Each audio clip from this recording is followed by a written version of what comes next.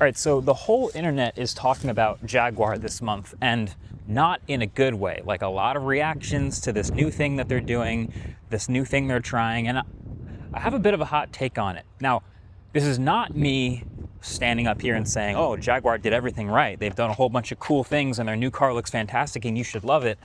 But it is a little bit of a different angle, maybe a little bit of different food for thought, just on the lens I'm looking at Jaguar's new thing through that maybe you haven't heard yet. So basically, this is the angle.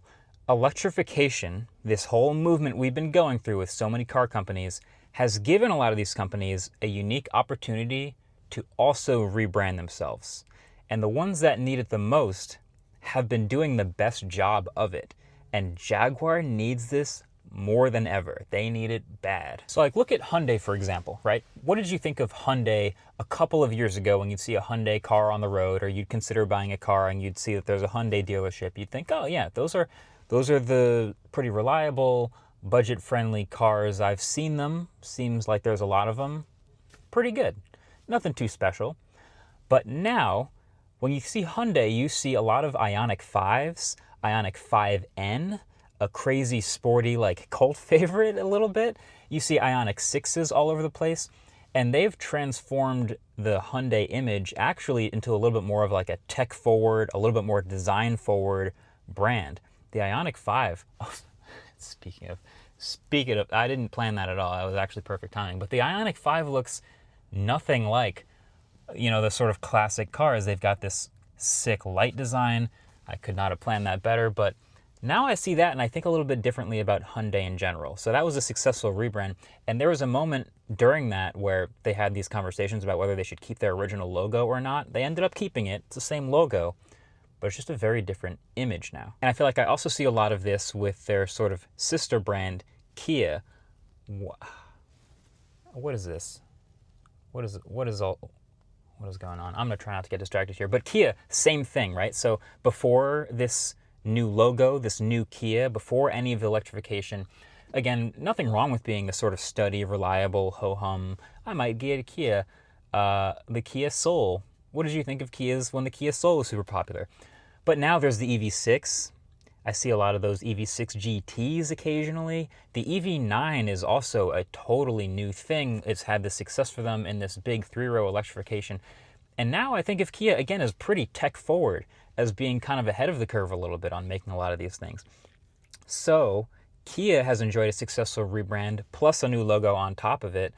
And I think that's, well, it's what Jaguar really wants. Now, historians can tell a much more detailed version of Jaguar's history than I can, but the fact is the typical Jaguar customer is a 60-plus-year-old man, has been for a really long time, and they sell like 100,000 cars per year or less.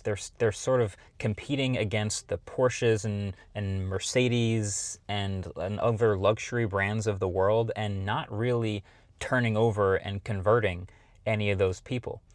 And the funny thing about Jaguar is they actually kind of were ahead of the curve on electrification. I remember when there was just a whole bunch of Teslas coming out and we were looking to see who else is going to step up from the legacy manufacturers and make an EV. And Jaguar did. They made the I-Pace. You might not remember the I-Pace because it wasn't that great and you don't really see too many of them on the road. In fact, most I-Paces on the road now are Waymos, and that's why they have so much market share.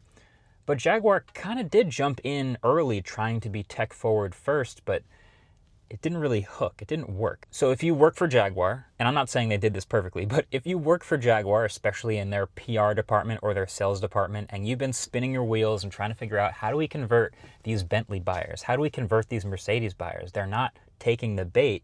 They're not buying our cars. How do you really flip things on its head and actually take advantage of this electrification thing that's going on where everyone's having so much success? I'm not going to say the Model 00 is that answer, but it's an attempt at totally changing everything. Now, we should be very clear. The Model 00 is a concept car, right? So they've done this whole rebrand thing. You can think what you want about the commercial, but then they've actually unveiled this concept car now. And the actual car will probably not look exactly like this. Like, there's no side view mirrors. There's no door handles. It has these crazy doors that go up and to the side. And then inside, there's a ton of moving displays. You know, there's no blinker stalks. There's plenty of ultra futuristic materials and modern lighting, all the concept car classics. But, you know, we at least assume that a lot of these design elements will carry over into a four-door GT EV shipping sometime in the next few years from Jaguar. Maybe it still has a kind of a longish looking hood. Maybe it still has a lot of those horizontal slats on the front and the back, the horizontal lights. You know, a lot of car companies do fun new things with light bars now. We could expect to see a lot of that stuff. The only real specs that we've seen is that they say they're aiming for an EPA rated range of 430 miles and also around 1,000 horsepower, which sounds crazy, but that's a thing you can do with EVs now. So again, like former Jaguar, they're going to be targeting Porsche, Bentley, and other high-end luxury brands with this new thing. They're still going to be expensive. But when this car finally does come out, let's say it's 2026, 2027, when it does come out, they're going to be hoping that a lot of the things that carry over from this concept car that got a big reaction and had everyone in the world talking about Jaguar for a month, they're going to be hoping that that lands and that actually starts getting traction and spinning the tires. Now here's the thing. A lot of people don't like that design, right? They say it looks kind of crazy. They did show a pink one for some reason, which I think is going to alienate a lot of people. But I honestly think the boardroom meeting when they were designing that stuff was like, leave nothing the same. Not the logo, not the proportions, not any fundamentals. You can change anything and everything. There is no heritage. Nothing is precious. We have no value in old Jaguar anymore. We're a new company now. I honestly think that's the way they're thinking about it. And I kind of wonder, once it lands in person, how people react to seeing one on the street. Kind of reminds me of the Cybertruck a little bit. The Cybertruck, universally one of the most hated vehicles online. If you go on Twitter or YouTube, everyone says it's ugly, everyone says it looks horrible. Not everyone, but I mean, if you generally sample most people, it's a very negative sentiment towards Cybertruck. But when you see it in person, and when you talk to people in person, it's a totally flipped ratio. People are, oh, I've seen those online. My son loves that thing. Oh, what is that? How much does it cost? A lot of curiosity. It bends necks. People actually care about it. And if Jaguar can show up with a vehicle that looks so different that when it drives by, people actually care about it, that by itself, I think they would consider a huge win for Jaguar. So yeah, that's where we're at. That's what I'm thinking. Obviously, there's still going to be a whole lot of evolution between now and when Jaguar finally ships that thing, but I am curious to see if it works or not. Let me know in the comments if you think it has a chance at working, because I see these crazy vehicles and I see these other rebrands. I see what happens with Kia and with Hyundai and the success that they've had, and I think Jaguar has a chance to be a player, even though the I-Pace didn't work for them. Let me know your thoughts. But that's just a bit of a different take, a couple new angles and some shots of an in real life Type 00. I hope that's not the name of the car when it comes out. Thanks for watching.